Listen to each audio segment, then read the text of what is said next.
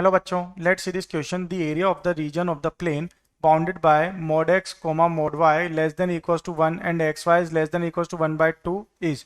Okay, तो ये यहाँ पे क्या होगा?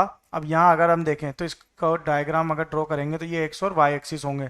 तो इस तरह से एक हमारा स्क्वायर के फॉर्म में इसका कर्व ड्रॉ होगा। ठीक है, तो यहाँ पे दो एक्सिस कट करेंगे mod x और mod y के लिए, एक पॉजिटिव के लिए और एक नेगेटिव के लिए। तो इस तरह से कर्व कट होंगे। तो यहाँ हमें एक रीजन मिलेगा डेल्टा 1 और एक रीजन यहाँ मिलेगा, ये क्या होगा? हमारा डेल्टा 2 होगा।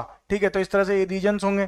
तो यहाँ पे अगर हम एरिया फाइंड करेंगे तो ये क्या हो जाएगा? Delta 2 is equal to delta 1 which is equal to integration from 1/2 to 1 from 1 minus 1/2x dx which is equal to, अब इसका इंटीग्रेशन क्या हो जाएगा? 1 का इंटीग्रेशन तो x होगा, ठीक है, और 1/2x का 1/2 बार होगा तो x का ये क्या हो जाएगा? -1/x²। ठीक है, तो यहाँ पे वैल्यूज पुट कर देंगे तो 1 का इंटीग्रेशन तो हो गया x minus 1/2 into -1/x² from 1/2 to 1। अब इसमें वैल्यूज पुट कर देंगे तो क्या हो जाएगा? 1/2 माइनस 1/2 ln2, ये इसकी वैल्यू आएगी। अब यहाँ से अगर देखें तो एरिया ए इक्वल टू क्या हो जाएगा?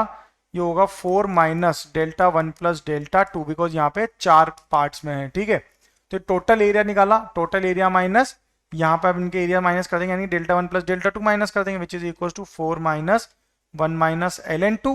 Okay, 1 minus ln2 which is equal to 3 plus ln2। Okay, तो इसके फाइनली वैल्यू क्या आ जाएगी? 3 प्लस ln2 आ जाएगा।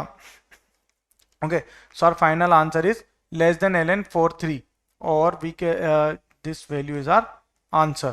Okay, so our final answer is less than 4 ln3. Best of luck.